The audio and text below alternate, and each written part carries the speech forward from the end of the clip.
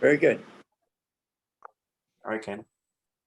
Good afternoon, everyone, and thank you all for tuning into this meeting. This is really, even though we've been doing Zoom meetings for probably almost 3 years since the pandemic started, this is our largest Zoom meeting, and we're glad that it's this large. We're here today to talk about what the Park Commission is doing about our proposed Lake George septic inspection, septic system inspection program. We've been working on it for well over a year. We've been meeting for well over a year. We basically decided we had two committees. We had a subcommittee of some park commissioners who was steering the project. And early on, we decided to form a ad hoc committee of some local people in the park.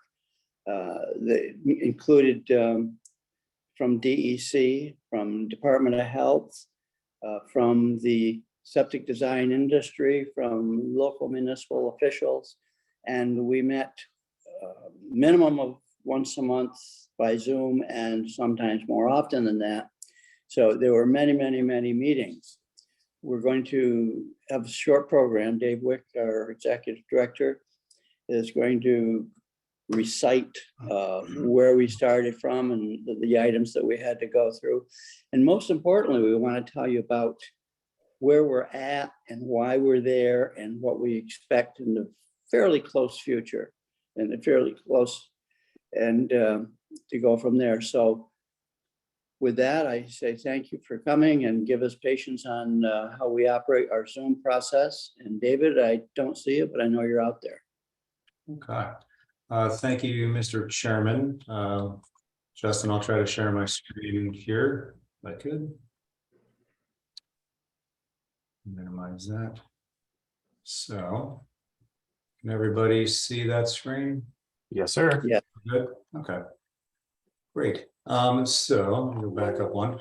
So bottom right is the postcard that everybody received in the mail. We did mail it out to 2,700 homeowners around the Lake George watershed. A nice picture of its landing here in Lake George.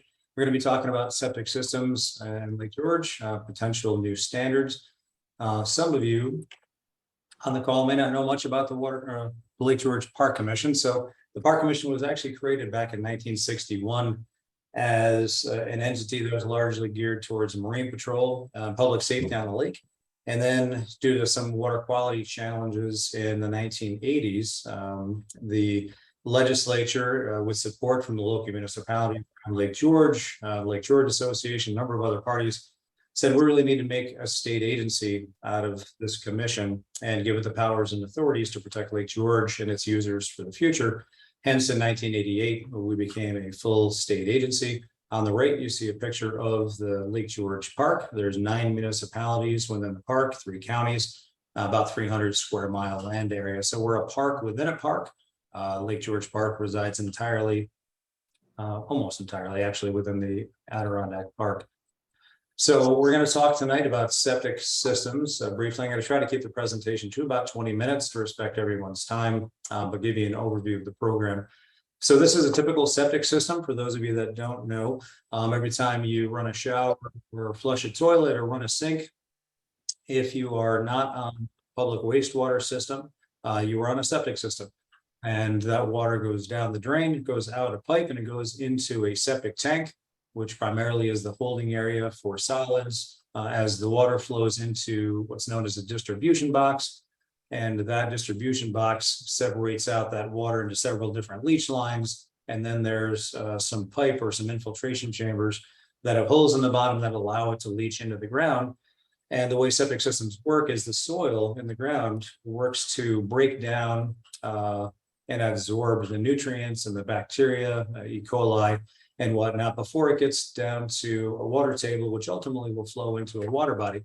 So when septic systems are properly designed and constructed and maintained, those 3 things, they can be very functional and have 0 problems for public health around the environment. When one of those 3 factors isn't met, then we can have some challenges with both public health, which we've seen a few around Lake George, and also with water quality, as you can see by a picture here at the bottom, with increased algae presence around Lake George, which we've seen quite a bit of in the last several years. In my past life at Warren County Soil and Water, and even before that, cooperative extension, I had done quite a few septic system inspections. It was actually my first job coming out of college.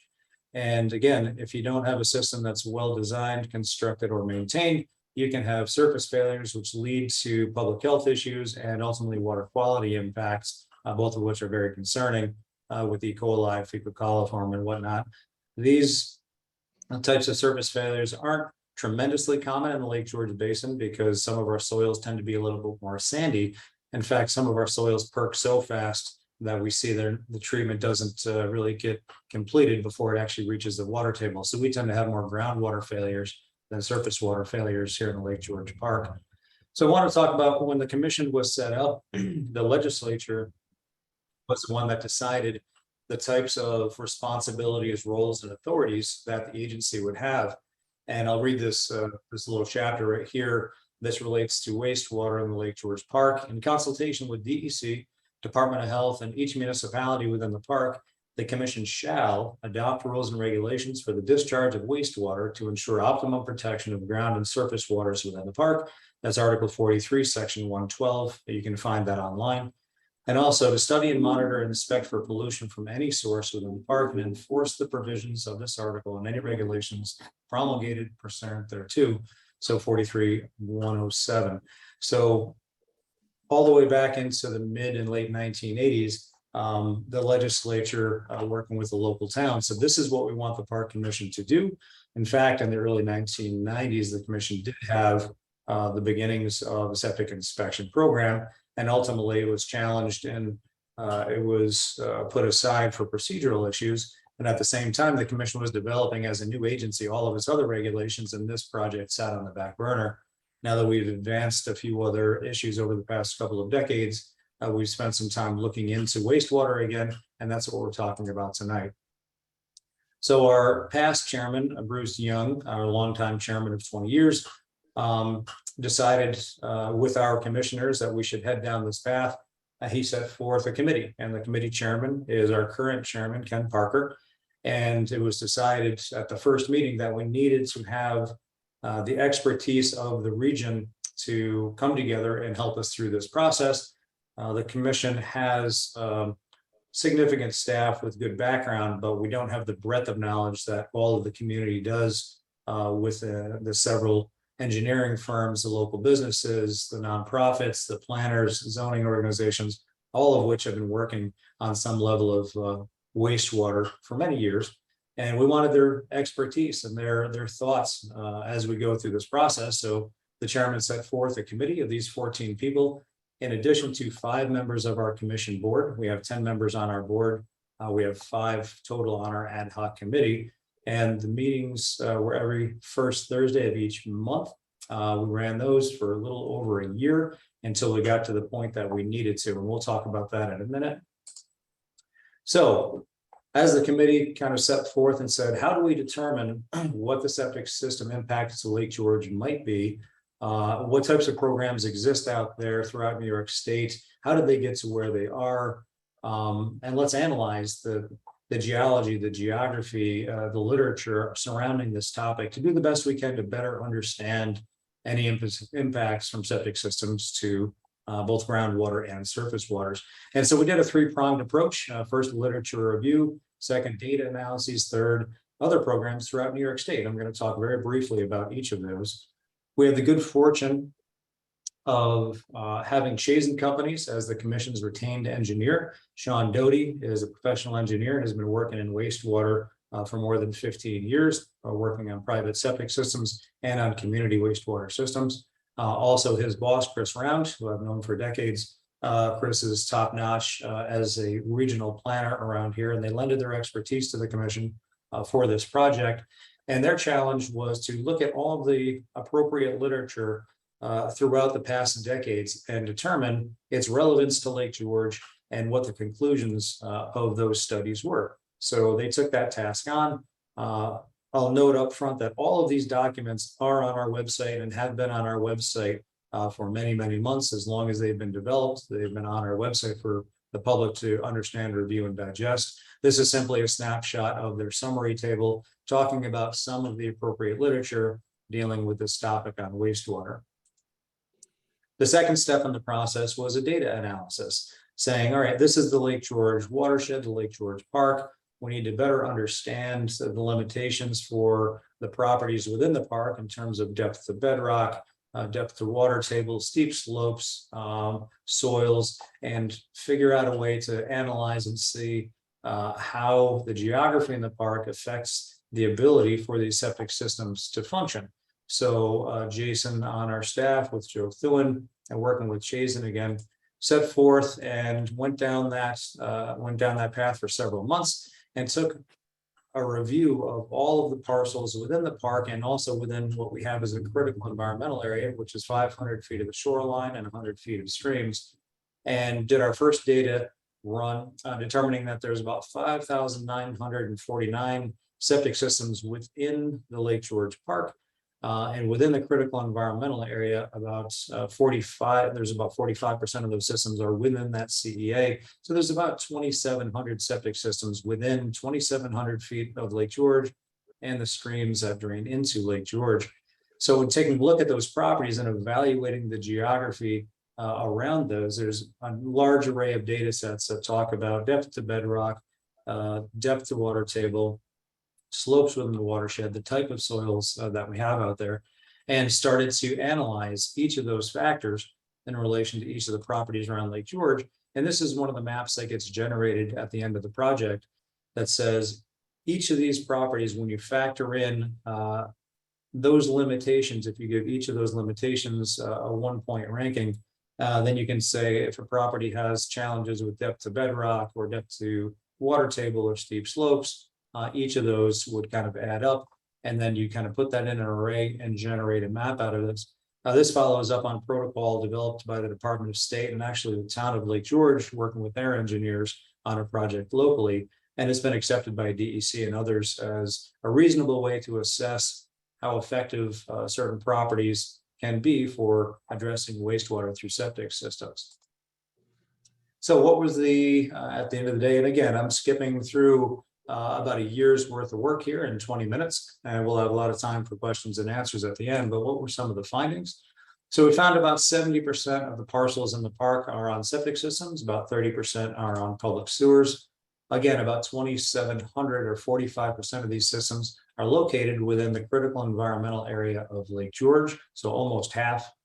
84% of the septic systems in this area, the critical environmental area, have some challenges with one of those factors that I was talking about. It doesn't mean inherently that they're not working. It means that they could have some challenges that other systems that have good soils and aren't built on steep slopes, they wouldn't have those problems. It's just an indicator that's something we may want to take a look at. The median parcel size is a little less than an acre. Obviously, as you get closer to the shoreline, the parcels get smaller. And we have all that analysis to show as we're approaching the shoreline, that parcel size really goes down to less than half an acre. And the more upland space that you have, the larger the parcels are. And thanks to the Lake George Association and Chazen companies back, I believe in 2017, perhaps 16, they ran a considerable data exercise called the Lake George Data Atlas. You can find it online, and they did a significant amount of work about the demographics of development throughout Lake George history, at least over the last 50 or 60 years, and ultimately determined that the average age of homes in Lake George Park is about 50 years old. So if people have not upgraded their septics and their house is 50 years old, that has exceeded the generally accepted lifespan of a functional septic system. The third step in the three-tiered approach was to take a look at other septic inspection programs throughout New York State. This is at Seagull Lake. They have a very robust program, and they're going on almost their 20th year of doing so. So the programs kind of vary throughout New York State, but they all have kind of the same core tenet of recurrent septic inspection programs every several years to make sure that those systems are maintained and functioning. We took a look at 13 programs throughout New York State. We talked to each of the program directors and talked about the history, the development, the impetus for that program, how they're funded, ultimately how they work, what their enforcement mechanisms are. And we learned a huge amount in several months about how these programs have worked and are continuing to work for those watersheds and reducing the amount of nutrients and pollutants that go into those water bodies. Again, this is on our website. You can read it at your discretion. Just a quick summary of some of those lakes and how those programs work. We've had the great fortune of one of our watershed municipalities is the town of Queensbury. Queensbury is generally ahead of the curve on some environmental issues. And back in 2019, they put in place a septic system inspection program on property transfer. So if a property is sold, then that septic is required to be inspected by town staff prior to that transference of property. So we worked with them. We've been out on dozens of their inspections to learn how their process works and looked into their data quite a bit, working with Dave Hatton, who's recently retired. It's now taken over by, I believe, John O'Brien from the town of Queensbury. And every time a property is transferred in the town of Queensbury, they have to do a septic inspection. So they've done about 150 to 170 inspections to date. And what they found is fairly consistent with what we've talked to other water bodies about, which is anywhere between 50 and 70% of those preliminary inspections have some level of challenge or correction required. And on average, statewide, between 15 and 20% of the systems inspected had some more significant structural failure that required repair or replacement. In the town of Queensbury, that number is about 17%. So us having the ability to go out on their inspections, learn their process, and have a better understanding of what they're finding in those impacts has been very helpful to us. And we thank the town of Queensbury for those efforts. So we have those 3 points that we've been working on over a year. And at the end of the day, the ad hoc committee of those 14 people and our 5 committee members unanimously said, we really would like the commission to take a next step into a more robust septic system inspection program for all properties in proximity to Lake George and its tributaries. And throughout this process, we've engaged each of the towns throughout Lake George, and we have several resolutions of support from those municipal elected boards saying we want the commission to be the entity that's doing this. We do not want 9 different towns acting in 9 different capacities. This should really be the purview of the Park Commission. And that kind of substantiates what the legislature did back in the 1980s when they gave the commission that authority to do so. So what is the proposal currently for Lake George for the Park Commission and a potential septic system inspection program? As I mentioned, the commission is now looking at taking an inspection program through all of the properties within 500 feet of Lake George and 100 feet of DEC regulated streams. We'd be looking at a 5-year inspection cycle, would be cycling through. So we'd be looking at doing 1/5 of each of the properties every year, 540 ballpark inspections per year. We had a long discussion about the value of doing internal inspections as the town of Queensbury does it, or outside inspections by septic haulers as the town of Bolton currently does it. And there's value in both. But at the end of the day, for consistency's sake, the committee leaned towards having commission staff for those inspectors. And we had a considerable discussion about how the program could work, what staffing would be required. Can we make it a program that is affordable for the average homeowner and while still meeting the integrity of the program? And what we were able to do is simply hire, hopefully, seasonal staff that would only work in the peak part of the year, and existing commission staff would work on the shoulder season, thereby lowering any cost to the people within the program. So the current proposed annual fee would be a $50 annual fee for residential properties in the program area, $100 for commercial properties. Those systems tend to be more complex, and we'd be looking at bringing 2 inspectors out on those. And for holding tanks, we'd be looking at $25 because we still need to complete that inspection as we move forward. And we've been talking to people like Jeff Brosna and others about the areas that do have holding tanks and how we would conduct those inspections. I believe we're actually having a meeting with Jeff and his team pretty soon. So how would it work? Again, 1/5 of the properties would be reached out to. Let's say we're going to be sending out each year about 540 letters, and the homeowner would receive that letter. It would say, we'd like you to schedule a pump out with wherever your pump out hauler would be, and give the commission a week's notice, and we will schedule ourselves to come to that property to make sure we're there at your convenience, at your time frame. When you schedule that appointment, we'll make sure we're there for that. The septic hauler will have to have the septic tank and the distribution box uncovered, because the distribution box is really where you find a lot of the failure issues with the infiltration bed. The inspector will be on site for the pump out and to conduct the inspection, of course. And at the end, the homeowner would be apprised of if there is any issues that needed repair or replacements. At the end, everything open, transparent. The homeowner, of course, is generally on site, or you can have an agent on site for that individual as well. What, if any, issues are found with the septic property? So if there's any failed system components that are not meeting the current standard, we'll be looking to have them corrected within 6 months. What we have found are primarily what the town of Queensbury and the other lakes have found are most of the failures tend to be fairly easily correctable, whether it's a broken baffle in a septic tank or a distribution box that either is off level and can just use speed levelers, or some fairly simple issues. Larger repairs, larger issues like the replacement right here of an infiltration bed. If this was going to cost significantly more money, then there would be given more to that homeowner to address those issues on a longer time frame. So for substandard systems, we would consider that any system that is less than 100% of the tank size as designated by the New York State Department of Health, or 50 feet from a lake or stream, we'd be looking at a longer term upgrade, and that would be within 5 years or prior to the next inspection. And then the review of any more substantive repairs would be done by the existing review authority, and that would tend to be the towns on the western side of the lake, and on the eastern side, the Washington County towns. Those are done by the county department. So the commission would not be taking it to the next step of doing reviews and approvals of upgrades to septic systems. We would want that to remain with the expertise of the local communities that have been doing this for decades. So the second part of the project is new design standards basin-wide.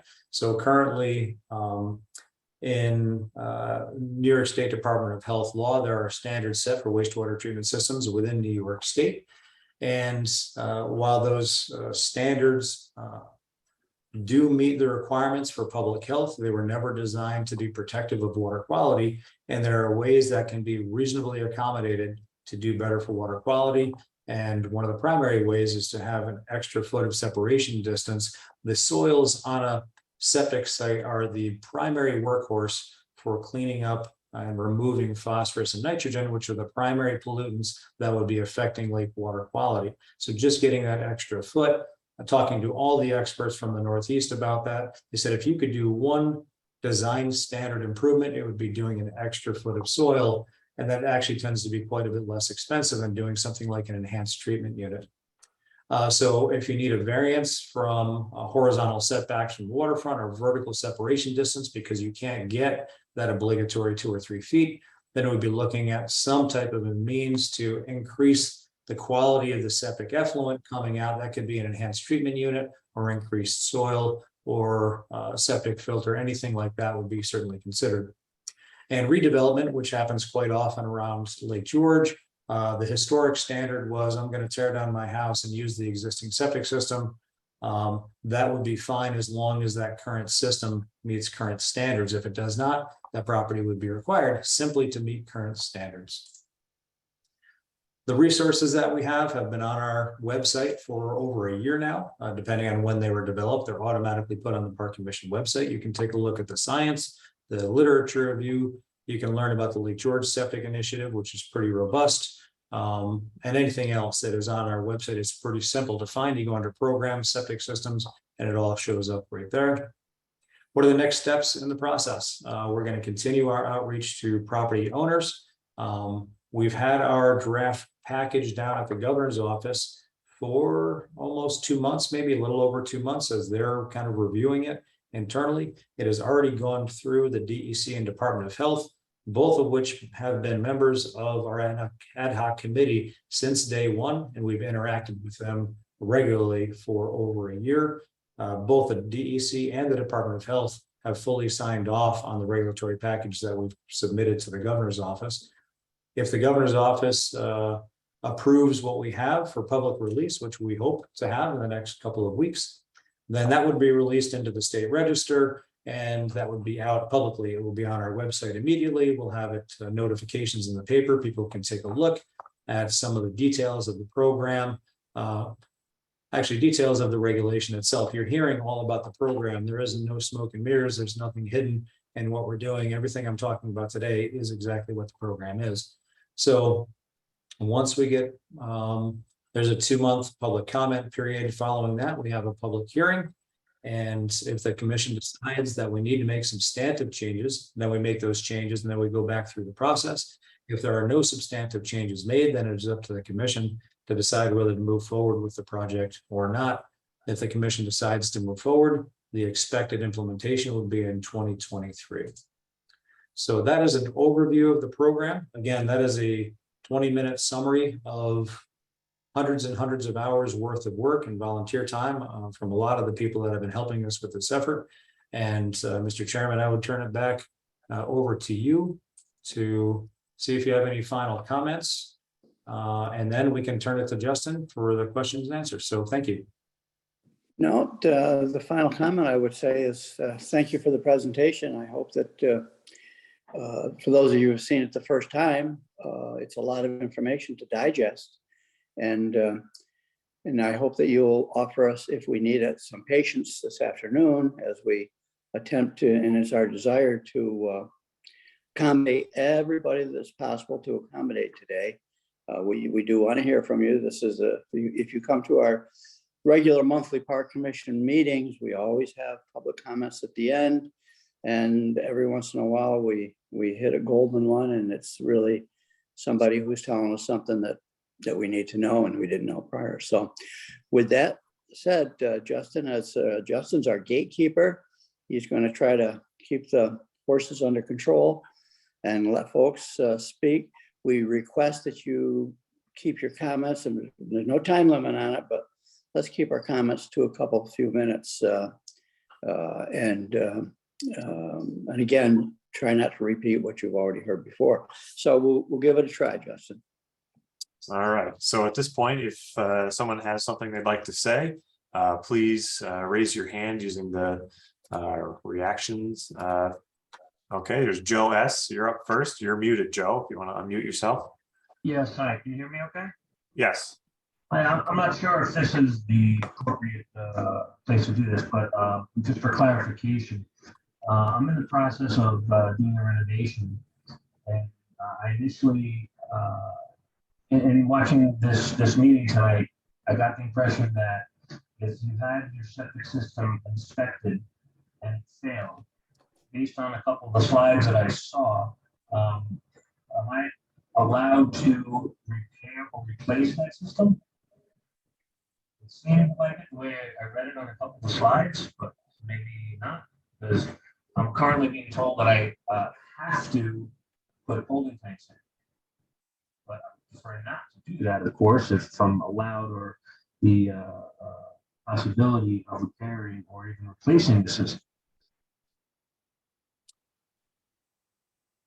I apologize. I missed some of that. Justin, did you catch that? Yeah, it's I'm not sure if it's just a connection thing, or if Joe, if you were a little bit further away from the microphone than you needed to be, but so could you repeat some of that, or could you repeat? Yeah, I'll just try to talk a little louder. Is that better? That's better. Yes. Okay. So I'm currently doing a renovation, and I had already previously had my septic system inspected, and they told me that it did not pass inspection. So at this point, I'm being told that I have to put holding tanks in, that I'm not able to or permitted to make any repairs or even replace my current septic system.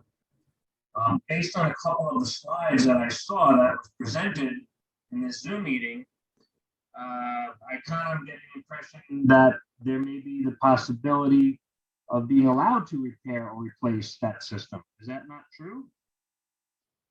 So I can jump in on that. So once we do the inspection, if there's a failure that requires a municipal review and approval, the commission at that point is out of the project, and that is solely between you and the review authority. So we would not be engaged at that point. So whoever you're working with right now for your current municipal approver, you would simply continue working with them. The commission would have no involvement. Okay, thank you. Thank you. Justin, that leads me to a thought. Why don't we have the folks, they don't have to give us obviously their address, but they could give us the township or the municipality that they reside in. So we'd have an idea of, you know, for example, Joe, what municipality he was dealing with and questioning. So they could just tell us where they're from. Sure. Yep. I'll leave that up to folks. Some people may not want to share that, but if they are open to that, that certainly helps. Cheryl Curtis, your hand was up next. If you want to unmute yourself, you're welcome to speak. Thank you very much for this very informative presentation. I had two questions.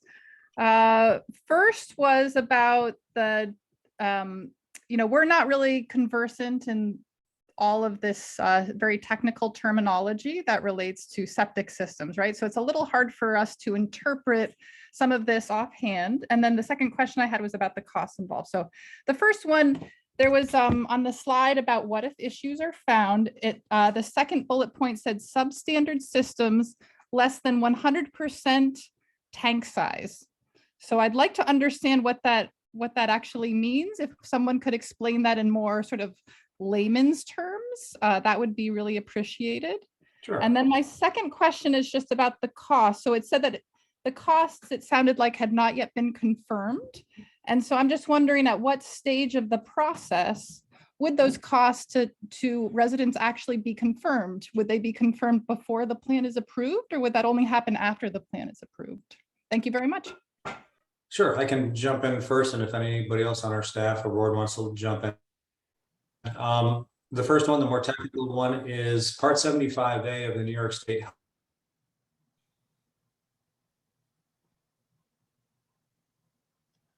You're frozen. A typical 3-bedroom house requires a 1,000-gallon septic tank. That's code with what you need to have if you're building today. If you built a house, you need to meet those current standards, or a Department of Health or the town will not give you a permit. However, if you bought an older house and the owner had upgraded to a 4-bedroom or a 5-bedroom house, and you still have a 1,000-gallon septic tank, that septic tank would be considered substandard, meaning it's not big enough for the number of people in the house, because the way Department of Health rates the size of the system is based on the number of bedrooms in the house. More bedrooms, more people, more discharge, and the tank needs to be big enough to contain the solids that are going into it.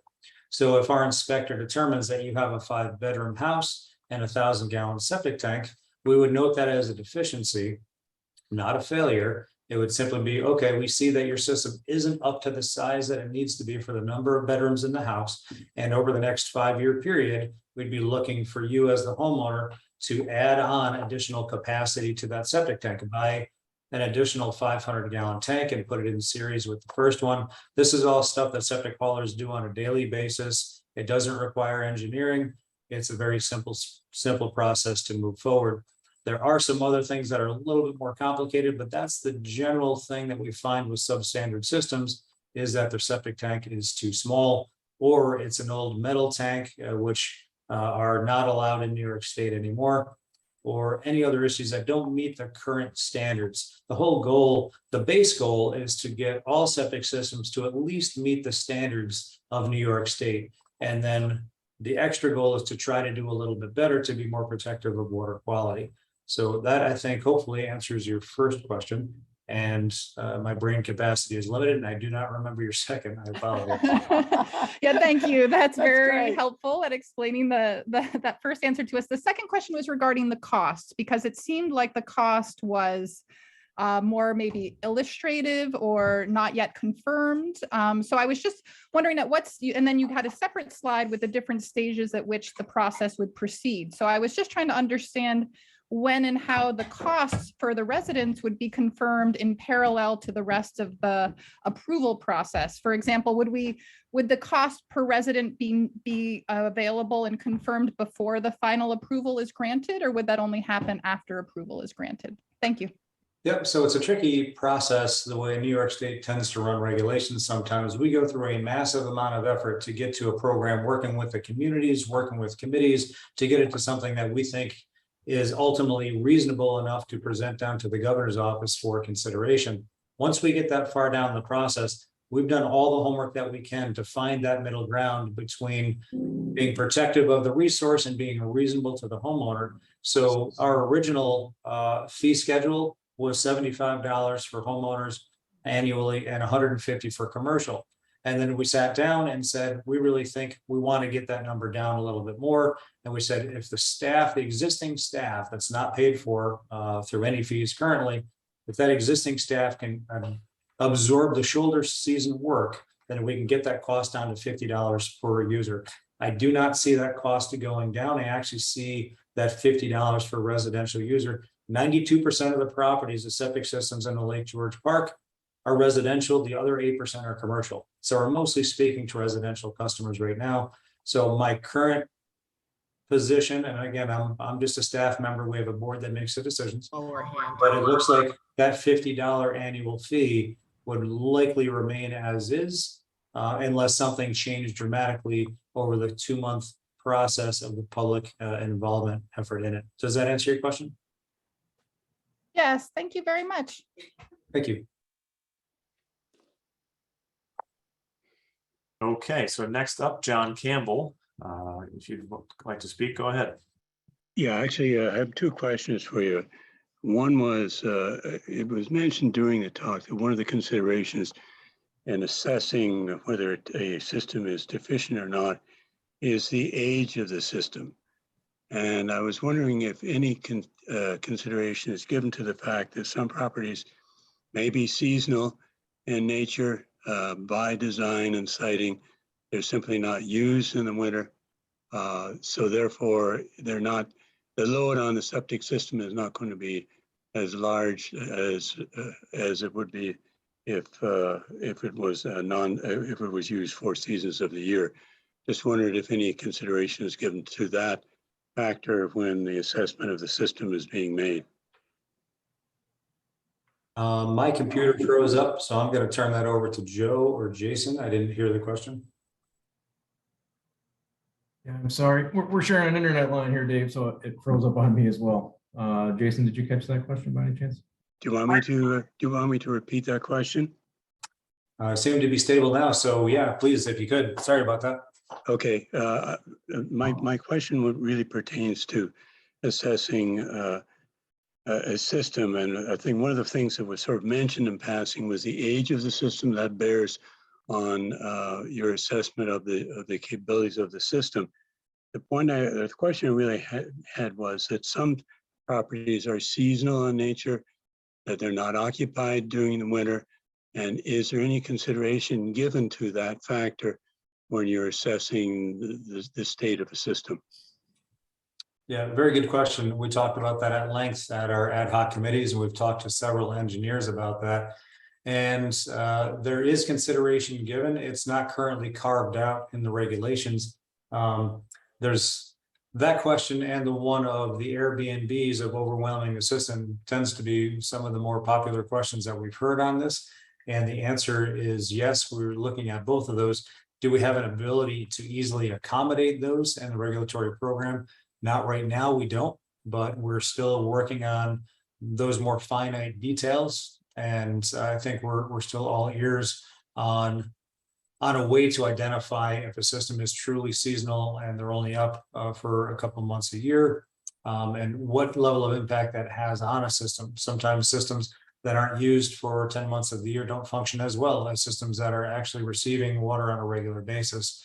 So it is something that we're continuing to talk about, and I think it's an important topic. So thank you. Okay, the follow-on question I had really pertains to the cost of the inspection. I thought in the presentation you mentioned that the tank needs to be pumped out and the discharge, I've forgotten the term for it here, but the discharge unit has to be uncovered as well. That's obviously a cost that the homeowner will bear, correct? That's correct. So really the cost goes beyond than $50 a year. You're going to be talking about the cost of the pump out, which should happen on a regular basis anyway, but Correct. the uncovering of this discharge tank. Right. So when you have a haul, we're hoping for the good of people's properties, public health, and the lake, that most people are already pumping out their system on a 3 to 5 year basis anyway. That's the standard that's recommended by the Department of Health and DEC. So the commission doesn't see that as an extra cost to the homeowner. We're really hoping that's happening as it should every year. You get your car oil changed, you need to pump out your septic system. That's simply the way they work. They are maintenance items. So we do hope that is happening.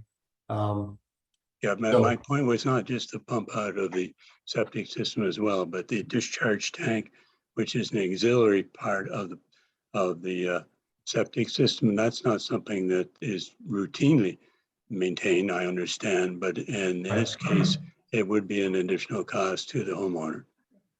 Yeah, so most people don't know where their distribution box is. I have a septic system and I know within 10 feet where it is, but I do know that the haulers now, almost all of them, have sensors and probes that they send out. They put it into the tank and they send it out on the line, and it's got a magnetic reader on it, and they can find out where that distribution box is. And D boxes should not be very deep in the ground. So from our experience going out with the town of Queensbury staff, the haulers were able to find the distribution boxes fairly quickly if they existed at all. So that hadn't been a significant cost to most of the property owners that were in the program. And once they know where it is the first time, what the town of Queensbury is recommending is they have, those green covers that you see in everybody's yard nowadays, to identify both where the septic tank ports are. They're recommending that for the distribution box as well. So therefore, there's no future cost to be excavating out the distribution box as well as the septic tank. Okay, one last question for you. You mentioned 500 feet as sort of the key point. How was that figure arrived at? Yeah, that was a question that we spent the first few months talking about. So in the Park Commission regulation, it currently codifies the critical environmental area of Lake George as 500 feet. And then we started talking to all of the other water bodies around their distances from shore that they look at, and they tend to range anywhere between. Sorry, your video is freezing. Your video froze. Yes, it has. Probably Justin, well, anybody who's at the office is frozen. Let's hope that we can wrap on like my dad always used to say, it's not knowing where to kick how to kick the TV, it's knowing where to kick the TV. Yeah, I don't want to monopolize. Let me turn it over to, there are probably other people who have questions as well. All right, thanks for your questions, John. Justin, you can't hear me? There. Justin, Dave, are you there? It looks like Jason might be there. Yeah, but they're all coming in on going out on the same internet signal. That's the problem, I think. Right. I'm home. Maybe. Probably, yeah. No, Jason. Oh, Yeah, Jason's at home. Jason's home, so that's why he. Can And you're too far away to run around the corner to see what's going on. I know that. I texted them. I know Justin's probably scrambling right now. He has a backup plan, so we'll wait. Yeah, let's have some patience. Just for everybody's information, what we were referring to at the middle of the meeting, about a year ago, we were doing this with just a monthly park commission meeting. And we were jollily going halfway, and about halfway through it, all of a sudden, a hacker came on with just some obscene issues, and we're all reaching for whatever we could reach to turn everything off. And it was kind of like jumping off a ship, but we all, Justin and Dave got it shut down ASAP. and no damage. And then we got, within a half hour, got a meeting rescheduled with a new tag number. So that's why we were being extra careful from the beginning, but we didn't check the size for internet pipe maybe. I can make one additional comment suggestion here with regard to the posting of the link. The way that I finally got on is to change the format of how I was viewing that page. If it came in as a PDF format, I could not see the link. But if I changed that to HTML, I was able to see the link. So you might, when you're posting links to meetings in the future, you want to might want to be sure that it only comes in an HTML format. Okay. Jason, you can make a note of that for us. Yep. We've got Been one. talking with Justin. They're working on it. They're coming. He's back now. Hey, guys, Okay. sorry about that. We need a bigger pipeline for the internet. Is that what I you're guess saying? so. All right, so Well- Joe Thuan's back. We're waiting on Dave. He should be joining here shortly. All right, and Mr. Campbell is seated. It's time to the next caller. All right.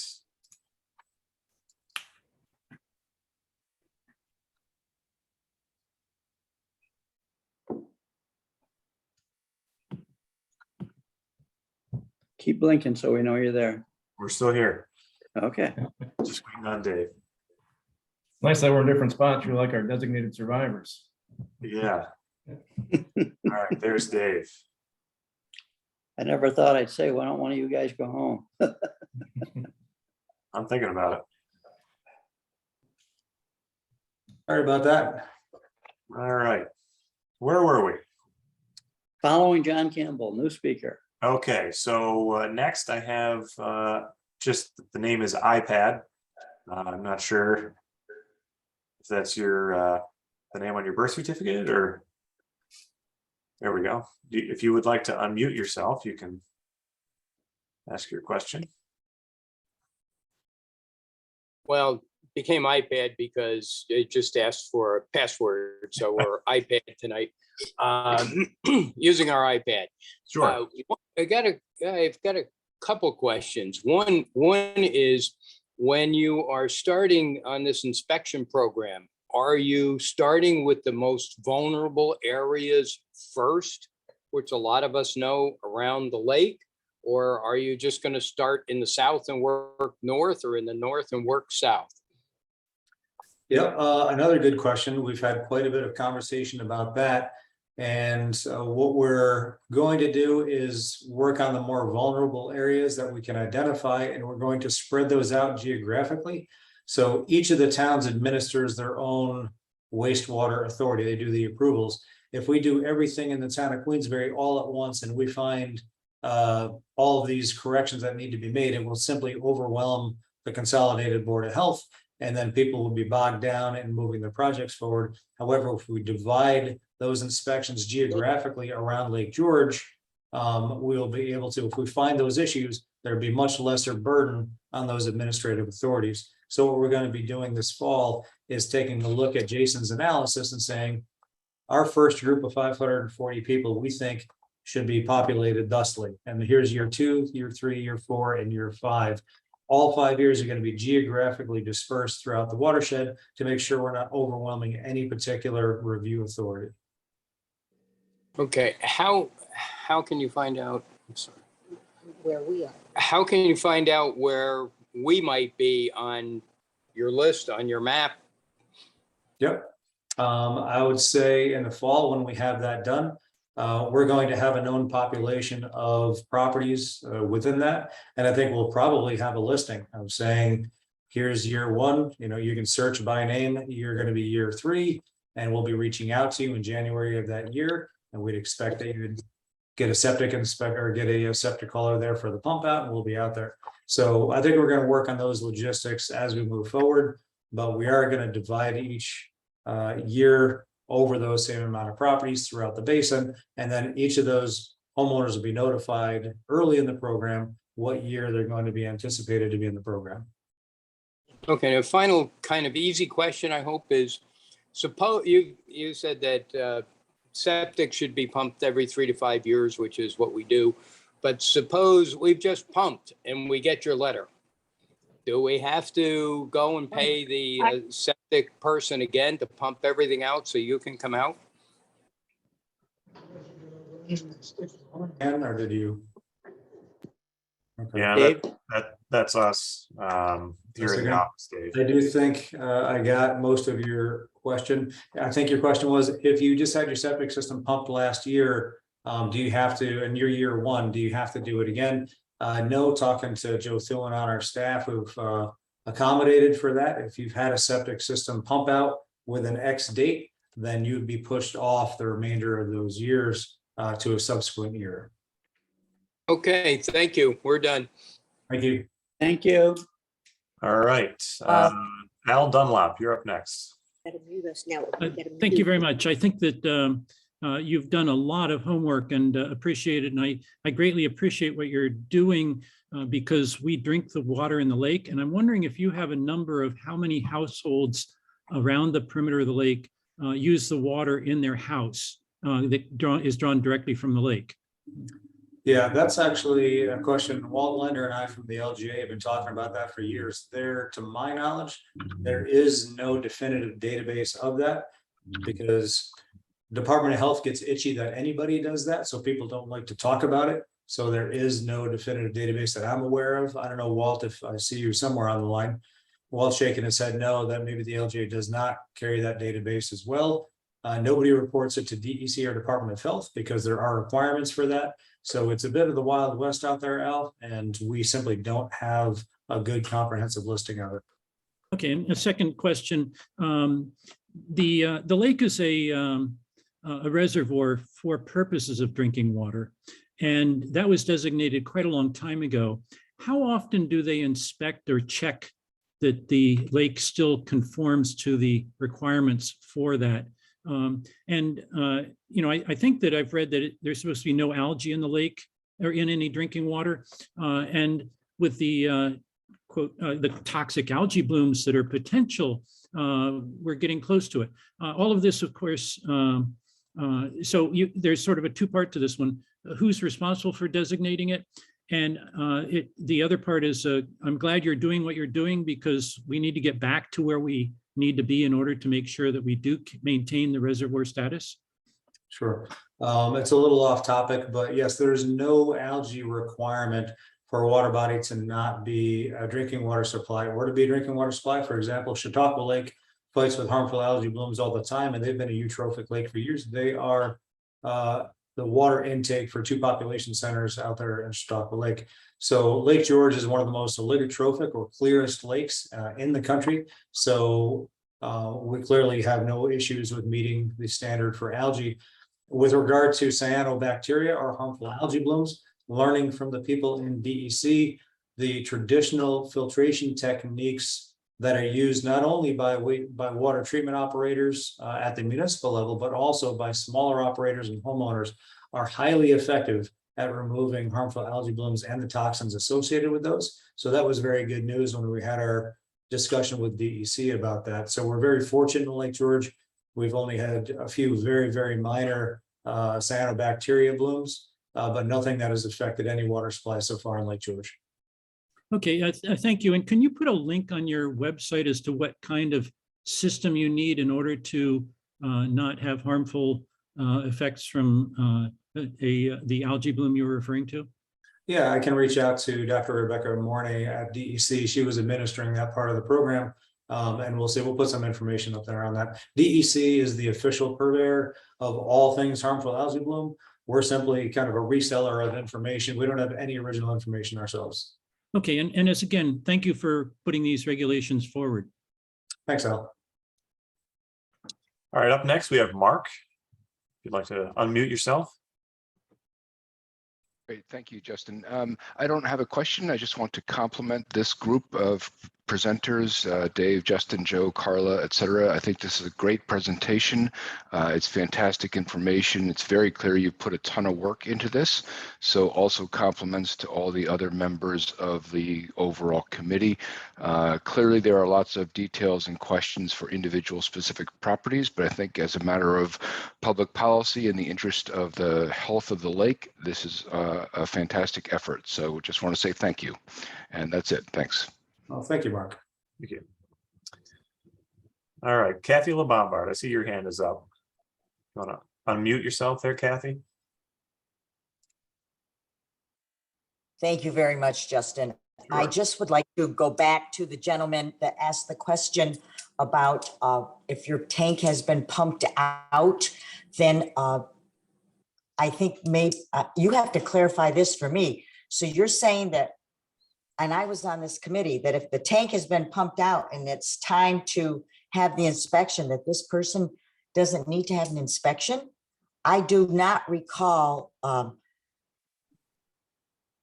coming up with that designation. And I just think that we need to get the record straight here, because if the person has their septic tank inspected and there's not a bona fide inspector from the Lake George Park Commission there, who's to say that that person is just pumping out this tank that is not properly going into the leaching field correctly? And not all septic tank pump, people that pump them out do a really conclusive job of inspecting that tank. So I would like to have you clarify that for me, and to make sure that we're not getting any misleading information out there. I don't care who does this, but that's taken me by surprise. Yeah, no, good question, Kath. We talked about this a few times, at least at the staff level. I apologize if it hasn't risen to the ad hoc committee. The question is, and I remember talking to John Stroud about this a while back.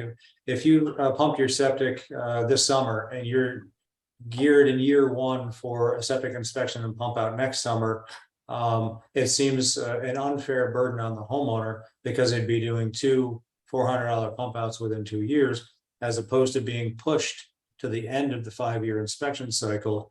And then they would have, instead of year one, they might be year 5. So we're not eliminating them from the program. We're simply flip-flopping them from early in the program to later in the program. So that's kind of what we're looking at, is to be reasonable about it.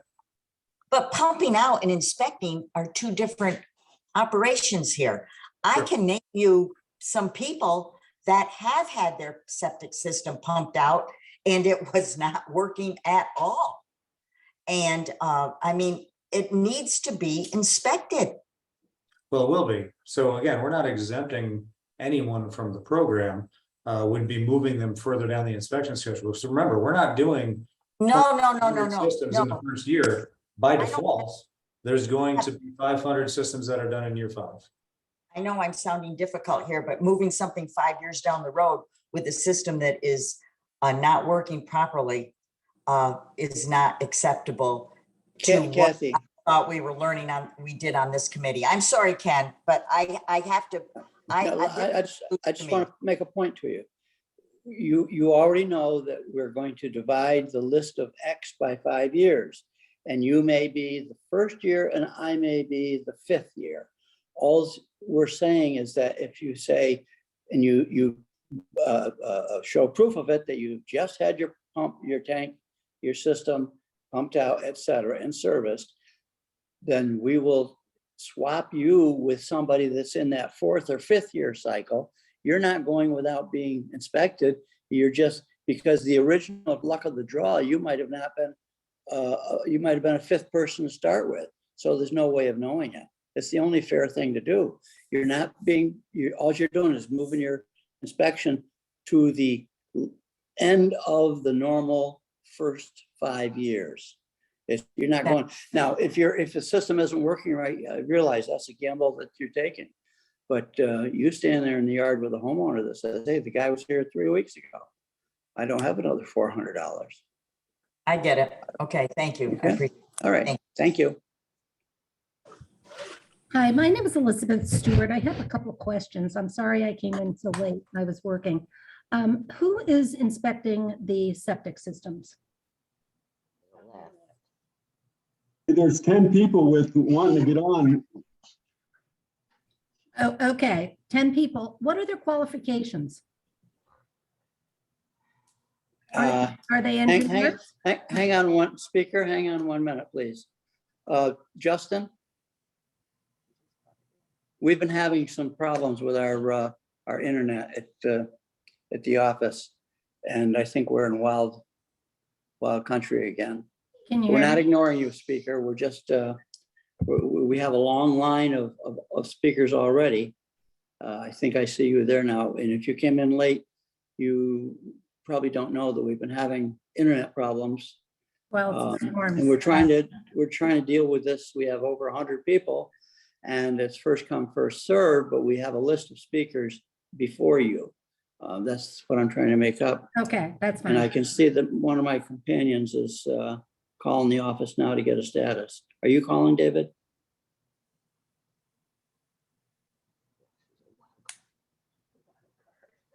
It may be helpful for everyone who's in the same office building to maybe turn off the computer and go to one person's office and just kind of listen together. And that might help prevent everyone in the office from freezing up if everyone just joins with one computer and listens and takes the questions that way.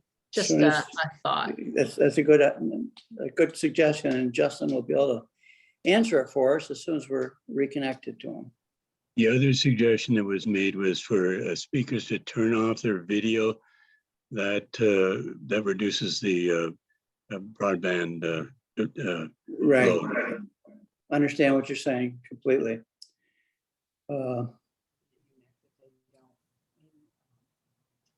Hey, they're working on a fix. Dave has decided to just leave the office, and I think he's going to just use his phone. He may just be doing it from his car. So thanks everybody for bearing with us. Okay. Jason, could you advise Justin of the suggestion that's been made that we shut down everything except one? You know, they go to the Take off all video. because the problem is we've lost our gatekeeper. And My suggestion was, Jason, is that everyone at the office at the Lake Park Commission go to one particular office and utilize just one laptop, pulling just one internet. And they could listen and answer questions in the same room. Okay, yeah, I'll have Justin and Joe get in the same room. So it'll just be one computer, and maybe Dave takes off, or they all just huddle, but I'll text that to them. Thank you. And so apologies about jumping in, but I was wondering if I could suggest that the folks with hands up, if their questions could be noted down while we're waiting to just make best use of the time possible. And then when they come back online, those could be addressed in the order that they were raised. Appreciate your suggestion, Cheryl, but the way our system has been working since we started out, and Justin's our in-house IT guy, and been doing a good job of it. I call him my gatekeeper because when we're doing these Zoom meetings, I'm working from an iPad from my home, and when it comes time to talk to all the people, I have what, 4 times 3, I have 12 photos on my screen, and I know there's 100 people out there. So it's like crossing the street in Manhattan with the red light changes. Everybody wants to go to the same spot. And Jason, you have some information? Or you Justin just logged in. Okay. And Justin is our gatekeeper, so to speak. He's my gatekeeper, and he tells me who is lined up, who's in order. So while I think that's a great suggestion, it's just not workable under our format. And I'm praying forever that we get out of this Zoom process and we go back to public. We can look at you and shake your hand and talk to you personally. Meetings. It's been a tough, long 3 years, and I know that we're not the only ones that are suffering. In fact, we apparently yesterday, Justin made arrangements with Zoom to add additional up to 1,000, cost us some bucks, participants, and have everybody on, because we didn't want to. I think we were limited to 100, and we didn't want to have 200 people on. And who do you turn away? That's not a job we want. Justin, are you there? I am. I'm back. We're working through some obvious issues here. Okay. So, Justin, there's been a suggestion that you folks that are in the same office, and I think that's 3 of you, maybe just shut down everything except one computer. Yeah, so at this point, I think we've all joined from our phones. So we're working through it. So if we want to pick up where we left off, that's great. Looks like Mackenzie Martin is the next person with their hand up. Mackenzie, if you want to unmute yourself, go right ahead. Hi, I was just wondering if there were being special considerations made in the regulations for properties that were on islands within the lake, and if there'd be like additional costs associated with having your property on an island or anything like that that's been noted. I can answer that. Island properties, while they do offer unique issues, from our perspective, no. Whether you live on the mountaintop or whether you live on an island, we're going to do our part for our $50 a year annual inspection, annual fee, and do it once every 5 years. So, you know, at the end of the 5th year, we're just going to go right back to the list and start over again. So while the hauler, I to be honest with you, I don't know how you get an island pumped out, but I'm sure there's a system. But from the Park Commission's view, there will be nothing extra from us. We'll get inspectors out there. Justin? Yep, I'm still here. All right. So Mackenzie, did that answer your question? Yes, thank you. Okay, looks like Mike, you are up next. Hello, this is Mike from Queensbury. It sounds like you're almost setting something up where you're going to be constantly accommodating people.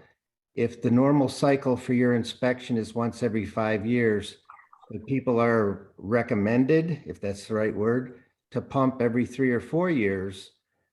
Isn't there going to be a constant request to be accommodated? Because I just had my system pumped last year, kind of thing. I pump it at 4 years, but I'm on the 5th year. So you come to see me in the 5th year and then you push me out somewhere else. It seems like the cycle is going to be an administrative nightmare. It's Thanks. interesting you raised that because we just had some correspondence from the town of Queensbury and some legal thoughts on it, on that exact subject. And I don't think we've had the subject long enough, although we discussed it a few months ago. We never came to a conclusion on it. So yeah, it's an interesting point and we don't have an answer, but if you'll write yourself a note to follow us a little closer, we will have. There's Dave. David, we're talking about being out of cycle again and the accommodations where somebody is getting their tank pumped every 3 years, but we're requiring 5 years. Yeah, so sorry about that again. The way we'd be looking at the program is for property owners around the lake to generally adhere to a 5-year pump out schedule. So if they wanted to do it more often than that, that's going to be their discretion. But what we've learned from the other septic inspection programs around New York State is once they got their programs established, everybody was on a 5-year pump out schedule. And there wasn't that overlap unless people really wanted to be robust and do it every 2 or 3 years.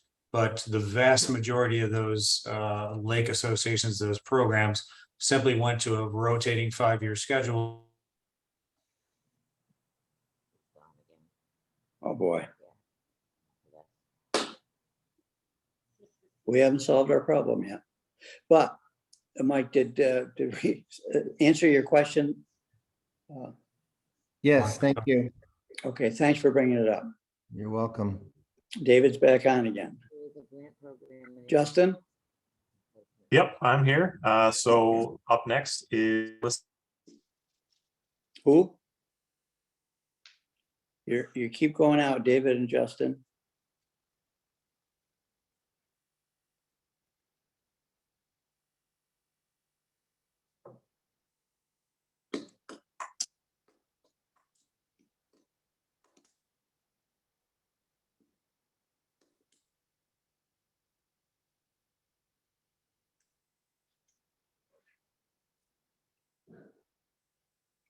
If I might just make a comment, this time of the day is when the internet's the most heavily used and also the cell service is the most heavily used. And that's why you may have bandwidth issues. I hear you. And the reason we did it at this time of the day, because we thought it would maximize you folks. Get you, those of you who are working at real jobs rather than some of us that are retired. We try to be as transparent with the public as possible. This is a case where if I was a disc jockey, I'd put on a long playing record. I am here, Ken. Okay. You and David just seem to freeze up. And the suggestion you made that it might be a system thing because the internet is so heavily used at this time of day and cell phone service. But anyways, should we take another jump? Mike was satisfied. Yeah. Mike was satisfied with our answer. So who's next? Okay. Tricia and Harrison, if you guys would like to ask your question. Yeah, hi, Harrison Freer, Town of Queensbury, Town Board and Health Board. Yeah, it's a follow-up to the question that Dave just sort of answered. We are establishing, or we have established the North Queensbury Wastewater District, and we just went through an upgrade that's going to require periodic inspections, and the system has a 3-year pump out, and so I'd like for this group to consider getting it aligned with the pump out schedule, or we'll have to modify our pump out schedule. And as Dave rightfully said, Queensbury's trying to lead on this. I think this is a great effort. I appreciate all the insights that we got out of this. The other question I have is, I didn't see the 30% ETU credit elimination in the briefing. I know that's down in the weeds, but I'd be curious if that's still in your proposal. Thank you. David, are you there? I am, but I might turn that one over to Joe. Okay, Joe, you're there? Yeah, I'm working. Did you understand Harrison's question? Can you hear me okay? Yes. I did. Thank you, Harrison. So the intent of the program is not to be duplicated. So we have. Joe, excuse me, your audio is terrible. Oh, we think we're getting some feedback here in the office. All right, I think we're good now. Okay. So the goal of the program is not to be duplicative of other inspection programs. So some of the municipalities like Bolton and Queensbury have a inspection upon transfer law. So if there is a local program run by a municipality that meets, the intent and standards of this program, we want to be having 2 professional inspections every 2 to 3 years. So the intent of the reg is to, basically recognize those other programs if they're meeting the same goals and standards. And the second question was with respect to, sorry, Harrison, what was the second question? The second, my only question was, is the 30% ETU credit for part of eliminating that current credit part of the current proposal? Yes, it is. So as Dave pointed out, the soils are really important when it comes to phosphorus retention and water quality. And that existing exemption for ETUs allows for a smaller drainage field. And ETUs don't necessarily do a lot for phosphorus itself. So we have, similar to New York City, removed that exemption for the ETUs. Thank you. Thank you. Does that do it for you, Harrison?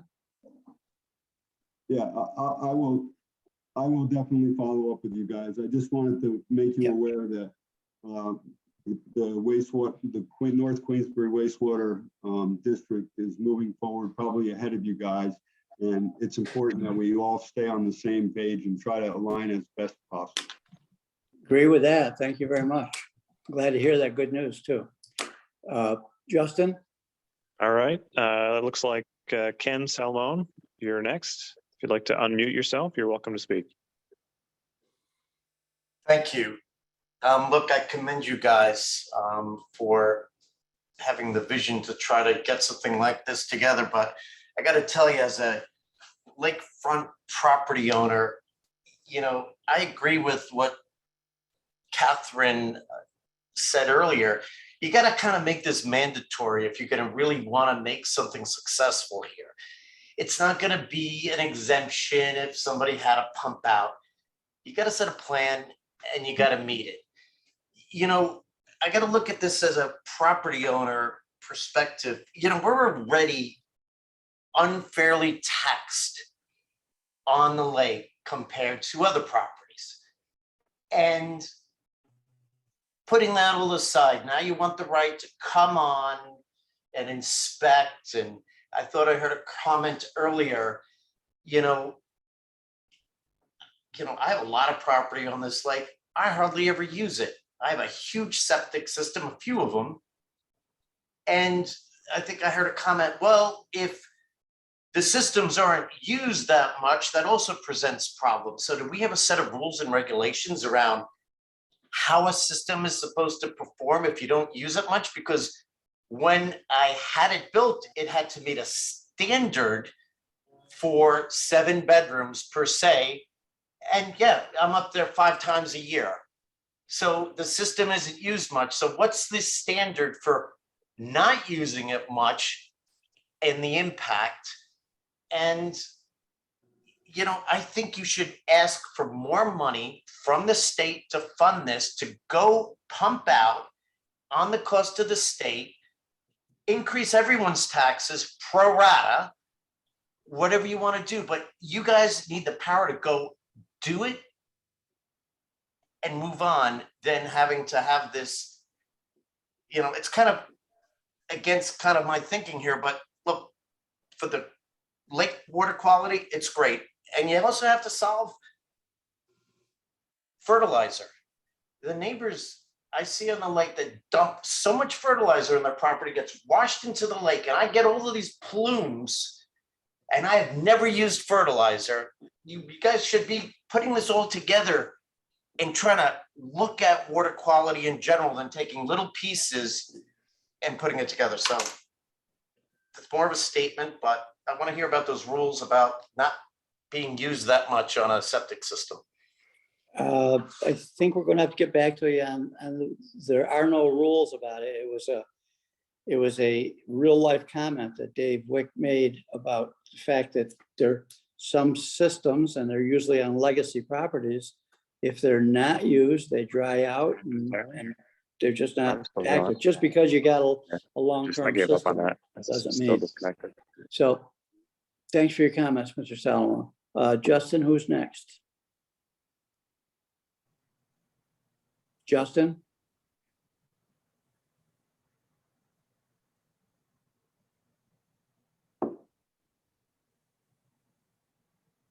We're back to being blocked.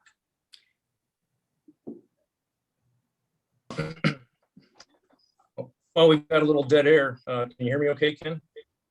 Who was it? Oh, well. No, who's talking to me? I thought that was Joe Thuan, no? I would listen to anybody, but I guess you're gonna have to, I'm just looking at silhouettes on my screen now. This is a great experiment that just isn't working out. Well, Mr. Chairman, if you want, I can just pop in to say, even though this may not be working ideally, there will be actually a public hearing on these regulations once they're approved by Albany. So I just want the public that's here to be aware that this is not their one and done shot, that there will be an actual public hearing Right. at some point once we're allowed to do this. So I just want folks to know that. I know it can be frustrating, but just to, we will Now I keep see. listening to you. Yeah, and while I've got everybody, if you, assuming that everybody can hear me, feel free to contact us at any time by telephone, by email, etc. You have some valid questions. I've been keeping track of them. I have a feeling we're not going to get to everybody today, and that's not our intent. So if we do have to abort this project for technical reasons and timeliness, et cetera, give us a ring or email us. We will respond. We do respond to you. That's our job. And I see Joe's out in the middle of the parking lot with a rain cloud behind him. And apologies for jumping in, but when you say, please contact us, what is the contact email that we should use with questions? Would you mind looking on our website and just looking for the LG Park Commission email? I mean, everything is on the Lake George Park Commission website that we've talked about today, and it has been for a number of years.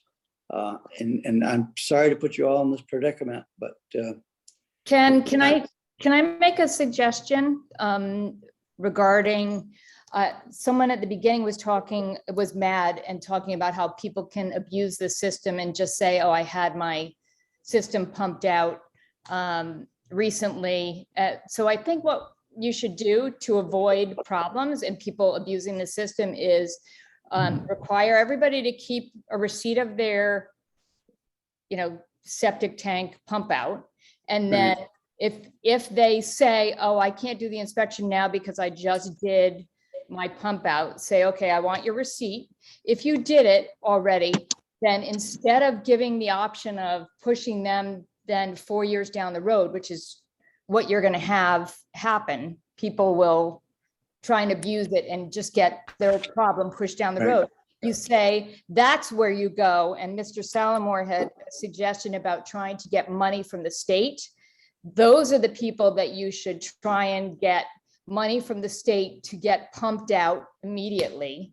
And then everybody else gets pumped out on their normal cycle. But if someone claims, I just got pumped out and here's my receipt, I don't want to pay to get pumped out again, then that's when you go to the state and somehow you get money from the state to pump them out immediately and still do their inspection. I'm not being smart, Alec, but define somehow. We go to the state for money all the time. We are a state agency. We're the smallest state agency in existence, and it's difficult sometimes to get their attention. You folks would be beneficial in helping us go to the state, talk to your state representatives, tell everybody that the Park Commission needs some more bucks on certain projects, and this is a certain important project because the state wants it also. I see David and Joe are in the parking lot under a rain cloud. Is Justin up and running? I'm here, He is Ken. up and running. Let's see. He is up and running. So Chris, I apologize, I'm probably going to slaughter your last name. Bevilacqua, you're up next on the list. If you'd like to unmute yourself, you're welcome to speak. All right, thank you. You pronounced it correctly. This question started to be asked before, but then it froze. How do you measure 100 feet? Is it where your septic's located? Or how do you know if you're 100 feet from a stream? How do you determine that?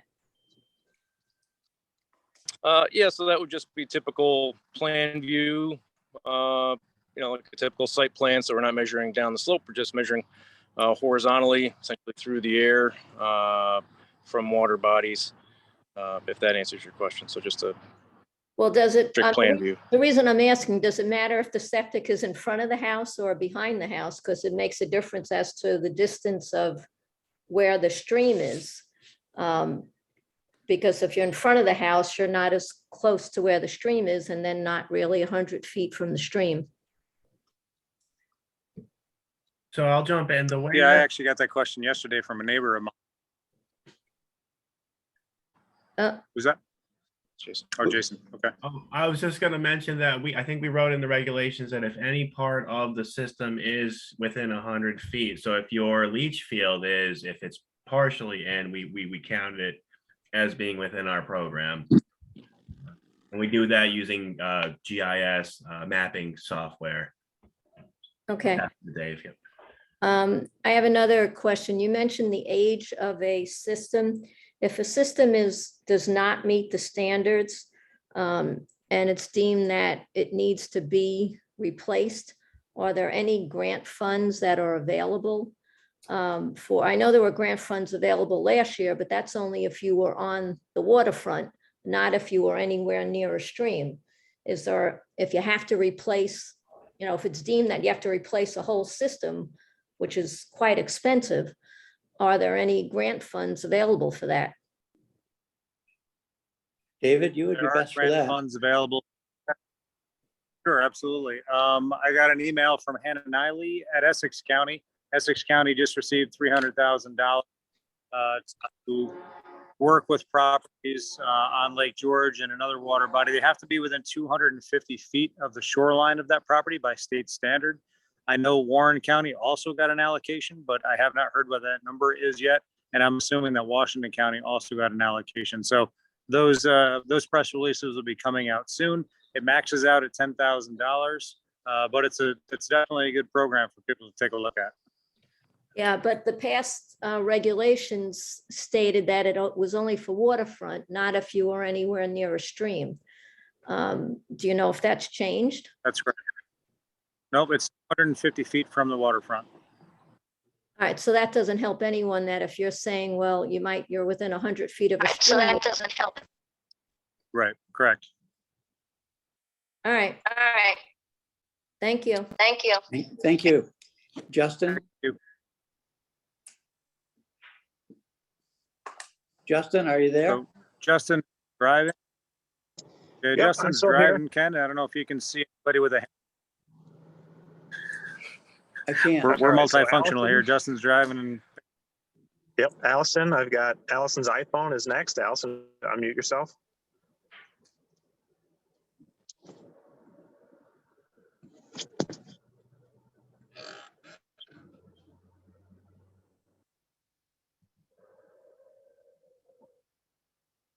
Allison? Let's go to the next one. All right, Cheryl Curtis, so try that. Hello. We've had, Oh, yeah, you know, I appreciate you taking another question. We had talked before, but then I had raised my hand again. This was also regarding the septic grants. I think this program that you're currently proposing would be most powerful if it could be really intentionally paired with these septic grants for matching funds, because that will give people who may otherwise have real trouble meeting these recommendations to really make the changes that are in everybody's best interest. So I'd like to know if there's any effort to coordinate with those who are in charge of allocations to really make sure that the funds are allocated in ways that match what you're trying to do and then can really achieve everybody's goals in a more coordinated way. So that's my first question. And then the second question, I think, is the big white elephant in the room, which I think you can all imagine. What are the penalties for not complying within the 5 years? So those are my two questions. I apologize. I know they're tough ones. Thank you. okay, thanks. No, good questions. The first one about coordination with New York State. We have reached out to DEC about how the program is administered. The program is administered statewide, so they have a lot of trouble working with every individual local group on such actions. What they do, they developed kind of a ranking sheet that kind of takes a lot of other things out of the equation and just says the age of the system, the impact of the system, and its threat to the water body. So whatever that ranking criteria is, DE does that internal, but we don't have a lot of with what can understand benefits of doing so. We'll continue to reach out to DEC to see if we can better coordinate on that. With regard to your second one, the enforcement matter.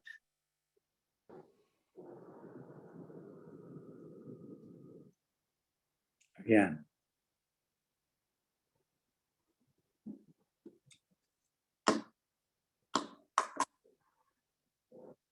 Justin, David, are you still there? No, we've lost David. I'm still here. Can you guys hear me? Now we're back in, I think, right? So hopefully you can hear me.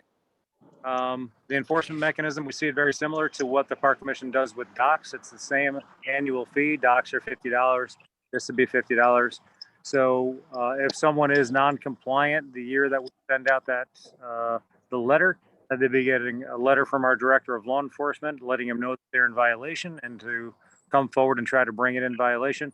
If there's subsequent lack of action on that landowner's part, they moved up the food chain to our attorney, then to the New York State Attorney General's office. Okay, thank you. Justin, next. I can't see my screen at the moment. Oh, here we go. Brian Ash, you're next. If you'd like to unmute yourself. Yes, thank you.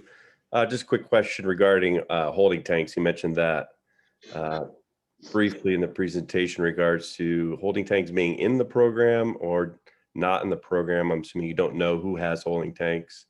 And if you don't, or you do you know how many are in operation around the lake regarding and not traditional septic systems? It's not the holding tanks per se, it's the metal holding tanks that are illegal, not acceptable anymore. But actual just holding tanks that are pumped out, not operational septic systems. There's no leach field. I believe they require a permit. Right. Yes, they do. They require a permit. And so each person that we're reaching out to in the program is going to get back to us with what that system is. As they're doing that pump out, when the inspector is out there, of course, it'll document whether it's a holding tank or a full septic system. If that person has a holding tank, theoretically, they'd be submitting the $25 fee. If we get out there and find out it is a traditional system, of course, we'd upgrade them to the regular system. So by default, we will know each of the systems around the lake, specifically what they are after the 5 years of the program. Thank you. Thank you. Justin? Marissa Miller, you're next. If you'd like to unmute yourself.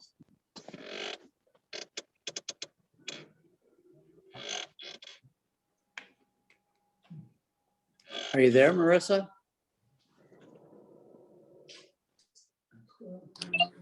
Hi, this is Allison. No, hang on. Melissa? All right. Justin, go to the next one. Oh, I'm here. Oh, Melissa just unmuted herself. Melissa, are you Okay. there? Yes, yes, Okay, can you speak up, please? yes, yes. Okay, go ahead. This is Holly, I'm her sister. And our question is about holding tanks as well. So could you explain that a little bit further for me? Like, how do we work into the program?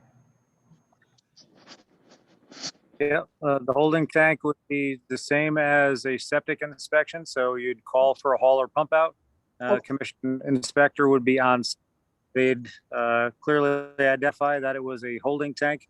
There's less inspection required, of course, for that than there is for a traditional septic because there's no distribution box or infiltration bed. That's why there's a reduced fee for that. They'd be looking to make sure that the alarms on the holding tank were in place, that there is no issues with cracking of the tank, the concrete tank. And other than that, it's a pretty straightforward inspection. Okay. All right. Thank you. Thank you. Thank you. Justin, next.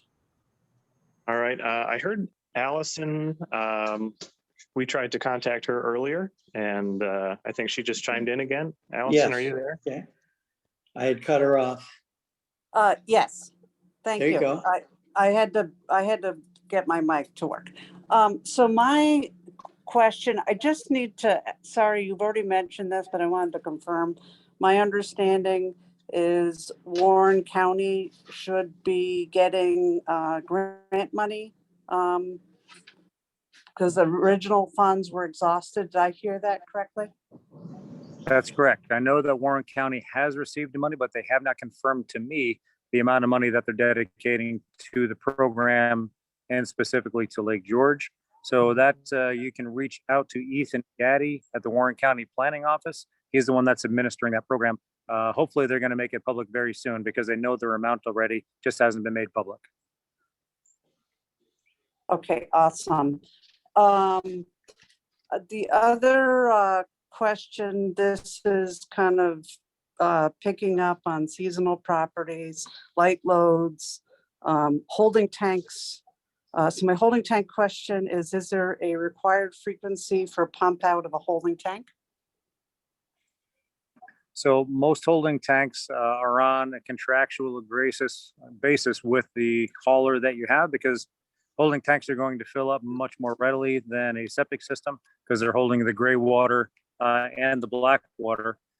So traditionally, you're going to have it pumped out a lot more than the commission is going to be there to do the inspection. But one of those times, if it's that year, if it's year in year two and you have a holding tank, one of your pump outs by your hauler, we will have our inspectors show up and just confirm that the alarms are working at the tanks in good shape. Okay. And are there consideration for seasonal property with like light loads, including those properties that might have composting toilet as opposed to flushing toilets, and they don't have dishwashers, washing machines, and other items that would be using water and discharging water? Yep. We haven't talked about composting toilets to any degree really so far at the commission, so I can't really speak to that too much. The seasonal properties that people are only up for the summer, currently there's no accommodation to reduce the inspection schedule on that, but that's something that we could continue having a conversation on. Okay, and how would someone find out more information about that, or be available to understand when input might be valuable? Well, so tonight's effort is simply a public information meeting. This is not actually a legally required part of our process. We're doing this because we weren't able to get approval fast enough for formal public hearing by Albany. So we just wanted to hit all the people that are still local to talk about this while here. As soon as Albany releases the documents to us to send out, which is expected within a couple of weeks, there'll be a 2-month public comment period. And that's the time where you can submit your questions, concerns, and comments back to the commission. We're legally obligated to respond to all of those questions and comments. And we have a final formal document that the commission puts forth. And then it's up to our Board of Commissioners to decide whether any changes to the proposed program should be made. Okay, and one last question, two last questions, which I think should be quick, that I had put into the comment chat area. So we have the Lake George Park Commission program, and we have Warren County, and we have Town of Bolton with their program and their program rules. Whose program trumps whom? We have reciprocal agreements with the town of Queensbury and the town of Bolton. Whereas if you just had a Queensbury inspection on property transfer, that would get you good for the next 5 years for the commission program. We would be doing the same thing with the town of Bolton. Okay. Warren County inspection program right now. The important thing to remember there is those two are property transfer inspections, not just routine, normal required inspections. Justin? I had last question. So on the Lake George Park Commission website, there was a meeting agenda for January of 2022. I didn't see any minutes, and I'm interested, were there subsequent meetings, and if so, when could I expect meeting minutes and subsequent meeting agenda and minutes being posted to the site? Yeah, I would have to take a look. I'm not sure what our last monthly meeting was. Do you know, Joe? We stopped the monthly meetings after we finalized the package and it's Albany. I think it was February. So we really haven't had, basically as soon as we'd have these meetings, we're putting the notes together and posting the next day on the website. Okay, so Allison, are you referring to the septic committee meeting minutes or the park commission monthly meeting minutes? The ad hoc committee meeting. Okay, yeah, that was because we stopped meeting because we thought we had everything done, or to date done, and there was no reason to sit and stare at each other. Okay, well, I saw the agenda, but not the minutes, and then I didn't know Okay. if there were All subsequent right. meetings. Okay, so I'm done with my questions. Thank you. Thank you very much for answering my questions and for providing this opportunity to learn all this information. Appreciate it. Thank you. Thanks for your patience. Justin? Okay, Stephanie Copeland, you're up next. If you want to ask your question, you are muted. Hi, thanks. Anyways, it's so exciting for me to be at this meeting and to have it progress this far. But I do have two questions. So on the same slide that discussed the undersized septic tank, above that it said a failed system had 6 months. And I'm thinking, a failed system has 6 months. Does that mean they would still have a CO, a certificate of occupancy? I mean, could people still be in the house using the system even though the system is failed? Yes, they could. So that determination whether a property is so bad wastewater wise that the CO should be rescinded is left to the local approving authority, not the Park Commission. So most of what the town of Queensbury has found are those properties that required some level of minor fix that weren't really causing any public health or water quality impact, such as a distribution box that was tilted and overloading one line, or a baffle was broken in the septic tank. Those are generally fixed the same day or the next day. That was the vast majority of what the town of Queensbury found. If the commission came in and found that there was septic waste to the surface of the ground and that required immediate addressing, that's when the town code enforcement officer would be brought in, and then the town would bring that to the Consolidated Board of Health, and then they would make the determination as to the safety of that property. That wouldn't come from the Park Commission. Perfect, but the Park Commission would then contact the DOH. Absolutely. Thank you. That slide gave me, I twitched. Okay. The second question is, so having the distribution box opened and seeing water being pumped through the distribution box, if it happens to be upstream, or seeing it flow through the distribution box because of gravity. And all of a sudden, everyone's like, yeah, this distribution box is level. All the lines are perfect, are being met perfectly. The question that I have is, does the inspection stop there? And if the inspection stops there, how can you guarantee that the leach field and the perk properties around the outside of the leach field, how do we know that those are correct? Like, is the inspection going to have a are we going to dig and test the water that is, between the leach field and as it flows to the lake? Or are we stopping our inspection at the distribution box? The latter. We're stopping our inspection at the distribution box. We're not doing any invasive testing and digging up of people's properties for the program. Okay, so we are then going to assume that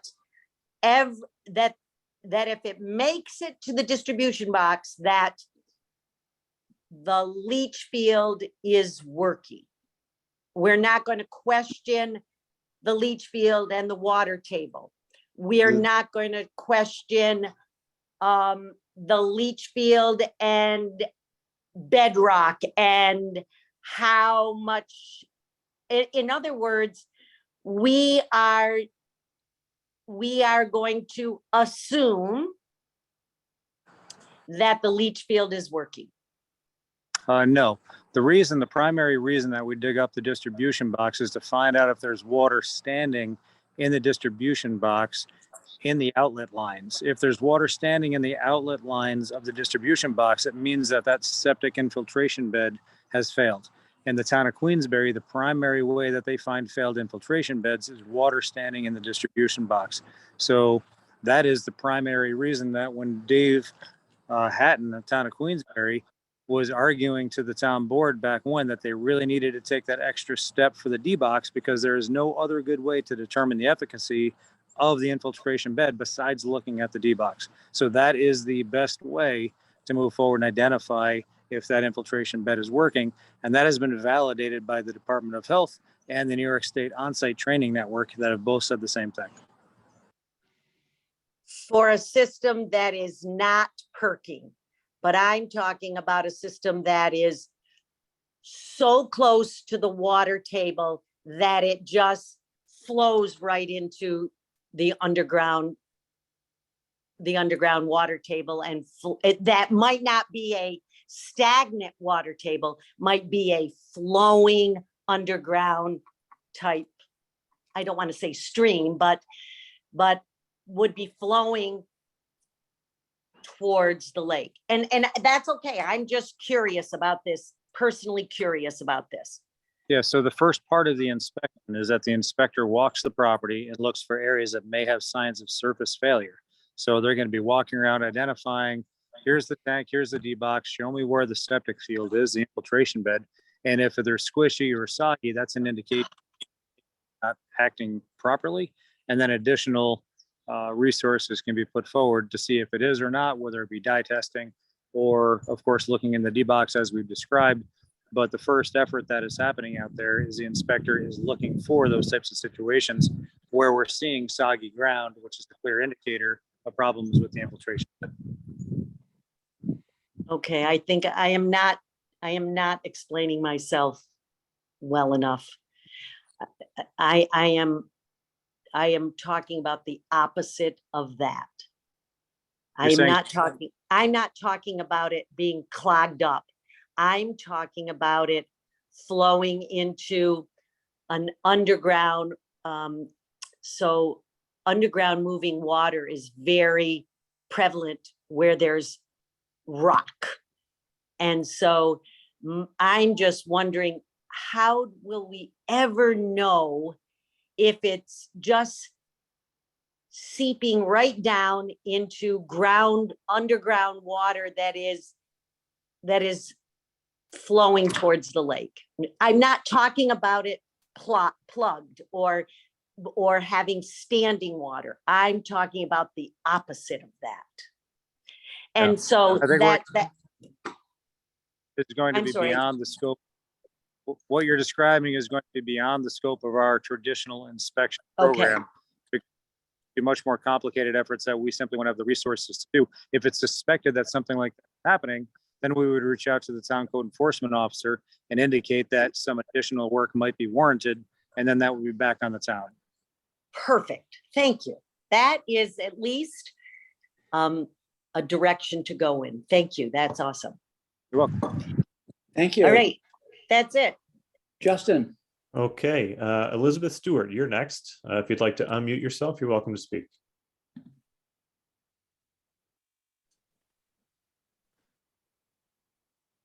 Elizabeth, are you there? All right, we'll come back to you. Let's see. Next, we have LG 1976. If you'd like to unmute yourself. Oh, Elizabeth, there you are. Yeah, it took me a while to get it to unmute. Thank you. Sure. I have a question about the runoff on Diamond Point Road. Is that going to be addressed? Because there's not too much there. Are you talking about coming down Diamond Point Road? Yes, yes. Stormwater? Yes. So, yeah, in my old life, we took a look at that. Soil and Water is active in looking at stormwater runoff issues from highway projects, as is the town of Lake George. It's not really the purview of tonight's discussion, but if you want to give me a call on my cell phone tomorrow or on Monday, we can talk about it in a little bit more detail. Okay, thank you. You're welcome. Okay, LG 1976, you're up. If you want to unmute yourself. Yes, hi. Are you guys, do you have any information on the proposed sewer system on Rockhurst Road? My understanding, I spoke to Supervisor Strow and one person on his staff. My understanding is that they have the resources to move forward with the next step of the planning operation. But I don't believe they have money right now for the capital project, but that's really a question for Supervisor Stroud. Any idea on the potential date of when it may be operational? Like, You're not. That's 100% a town effort. I really don't have the details on it. Okay, thank you so much. Okay, thank you. Thank you. Okay, Justin? John Campbell, I see your hand is up again. Yeah, just a quick comment. I know there's a sense of frustration about with regard to Zoom, but please don't give up on it. It's very useful for those of us who couldn't attend a meeting in person. Just wanted to make that comment. Sure. Thanks for the support, Mr. Campbell. We appreciate it. Pamela Lester, you're up next. If you want to unmute yourself, you're welcome.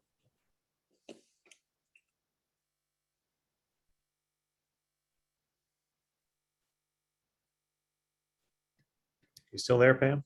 Yeah, I'm here. Okay, great. I live on Assembly Point, and we have a project that is under review that is 2 lots currently, and they got approval for holding tanks. The thing is that we're all figuring that after the final approval of this project, he is going to turn around and make this one parcel. So how does the fee structure work if you have multiple holding tanks or multiple septic systems on your property? Yeah, good question. The first part of that is going to be the purview of our office. That's really going to be settled by the approving authority, which would be the town. The second part we've talked about a bit internally. If you have multiple systems, each of those systems would be charged the appropriate amount for that inspection. The more complicated part of it is something like a Secunda-wide over in Queensbury. They have multiple properties going into one larger community system. So we haven't quite gotten to those details yet, but they're a very, very small portion of the septic population around Lake George. Okay, thank you. Okay, so that's it for folks with their hands up. Does that mean nobody wishes to make a comment? Hearing none. Normally I'd ask for a motion to adjourn, but this isn't a formal meeting like that. David, do you want to make some closing comments, or you want me to? And hang on, I have a question. How do you raise your hand? Oh, okay. Looks like Gene Lutz, you've Yeah, got a comment. Go right ahead. Yes, I came into the meeting late, but when are these inspections going to be done? If we were invited to this meeting, I assume we're on a list somewhere because we have septic near the lake. Gene, I'm having a hard time hearing you. Could you speak up a little bit and get a little bit closer to the microphone? Yes. When are these inspections going to take place? And is that, how will we be notified if our property is going to be inspected? Sure. So if you got a postcard from our office, it means that you would be anticipated to be in the septic inspection program because you're within 500 feet of the lake or 100 feet of a stream. And that's correct. We have that known database now. And so when the draft regulations are put forth for public consumption, that's going to be all over the media and it's going to be on our website. As we go through the process, we're going to be keeping that 2,700 member population informed of every step of the way. And if all proceeds as on a fairly straight line, and we don't have significant opposition to some of the standards that we're imposing, then we'd be looking at starting in next year, 2023. Thank you. Thank you, Mr. Lutz. Okay, I see Deb Snyder has her hand up. Deb, if you'd like to unmute yourself, you're welcome to speak.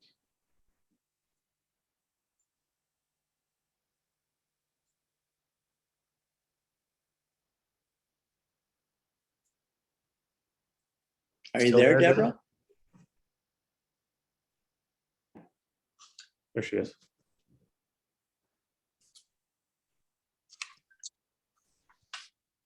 Deborah? Deborah Snyder? All right. Okay. Anybody else? Yes. Is Hewlett's Landing on the radar of all this testing? Because I know there's a lot of high readings of water testing that is going on in Cooks Bay. Bruce, I'm having a hard time hearing you. Can you get a little bit closer to your microphone and speak louder? Sorry. I'm just wondering if Hewlett's Landing is on the radar of testing, because I'm in Cooks Bay and there's a lot of like truthful testing has been done and there's a lot of high readings of discharging into the lake thing going on over the years. Hopefully you can hear me. I'm not able to hear you very well at all. No, that wasn't coming through at all, Justin. All right. My last hear me now? Hey, Bruce, why don't you send us an email with your question to info@lgpc.state.ny.us and we can get back to you. Okay. Thank you. Justin, please repeat that because I couldn't remember that to tell somebody earlier. Sure. Yeah. So the best email address to get a hold of us is info@lgpc.state.ny.us. Thank you. Sure. Deb, were you able to unmute yourself? Deb Snyder?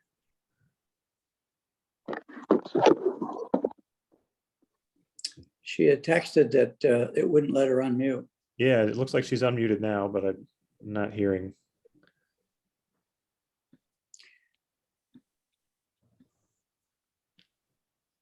Okay, ladies and gentlemen, the hour is after 7, I think, 7:07.